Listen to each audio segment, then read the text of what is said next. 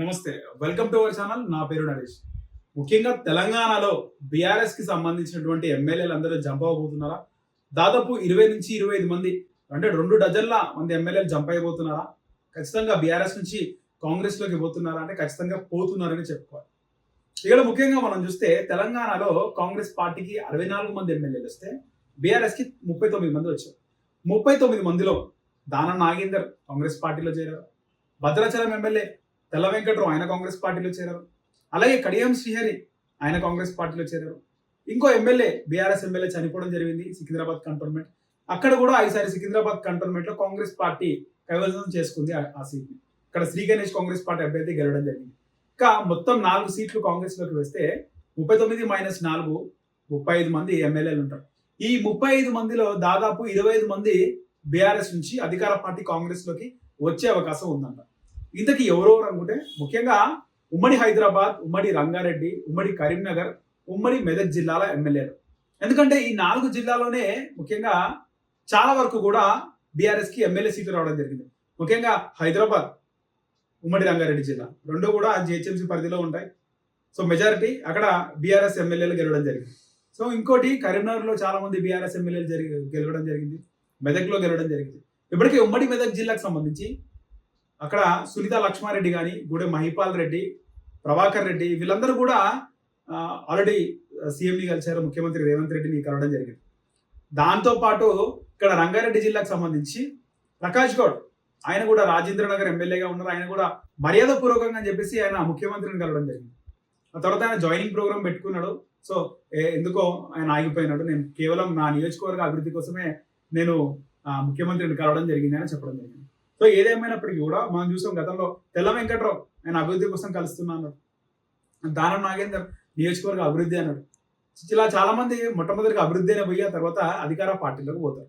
ఇందుకే అధికార పార్టీలోకి పోవడానికి కారణం ఏముంటుందంటే వాళ్ళ నియోజకవర్గ అభివృద్ధి కోసమే పోతున్నారంటే ఖచ్చితంగా నియోజకవర్గ అభివృద్ధి అనేది కూడా ఉంటుంది అంశం. ముఖ్య అంశం అదే ఉంటుంది.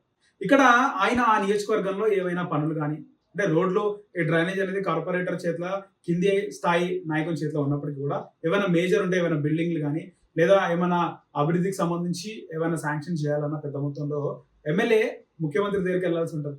సో అప్పుడు ప్రతిపక్ష పార్టీ ఎమ్మెల్యే కాబట్టి వాళ్ళు అనుకున్నంత ఫండ్స్ ఇవ్వకపోవడం లేదా ఆయా నియోజకవర్గంలో కాంగ్రెస్ పార్టీ అభ్యర్థి ధీటుగా ఉంటే అక్కడ ఎమ్మెల్యేని రానివ్వకపోవడం లేకపోతే ఇక్కడ పనులకు సంబంధించి డబ్బులు శాంక్షన్ కాకుండా చూడడం, ఆ జిల్లా మంత్రి అడ్డుపడడం ఇవన్నీ కూడా ఉంటాయి.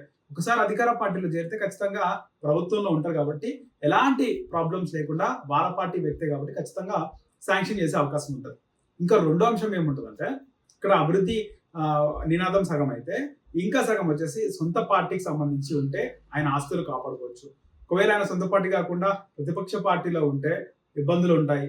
అక్కడ జిల్లా మంత్రి కానీ లేదా ఆ కాంగ్రెస్ పార్టీకి సంబంధించిన ఇన్ఛార్జ్ కానీ ఇబ్బంది పెట్టే అవకాశం ఉంటుంది. ఈ రెండు వాళ్ళు ఆలోచించుకొని వాళ్ళు పార్టీలోకి రావడం జరుగుతుంది. మొత్తంగా తెలంగాణలో తెలంగాణ ఏర్పడినప్పటి నుంచి మనం చూస్తున్నాము 2014లో టీడీపీకి దాదాపు 14 సీట్లు వచ్చాయి. అందరూ కూడా నియోజకవర్గ అభివృద్ధి అని జాయిన్ అయిపోయారు. ఎందుకంటే రిస్క్ ఎందుకు, తెలుగుదేశం పార్టీ అందరూ పోతున్నారు, నాయకుడు పక్క రాష్ట్ర ముఖ్యమంత్రిగా ఉన్నారు, ఎందుకని అందరూ వెళ్ళిపోవడం జరిగింది. ఆ తర్వాత మనం 2018లో మెజారిటీ కాంగ్రెస్ పార్టీ ఎమ్మెల్యేలు వెళ్ళిపోయారు. ఇప్పుడు బీఆర్ఎస్ వాళ్ళు కాంగ్రెస్ ప్రభుత్వం వచ్చింది కాబట్టి బీఆర్ఎస్ వాళ్ళు కాంగ్రెస్ లోకి వస్తున్నారు. వాళ్ళు రిస్క్ తీసుకోవాలని ఇష్టం లేదు.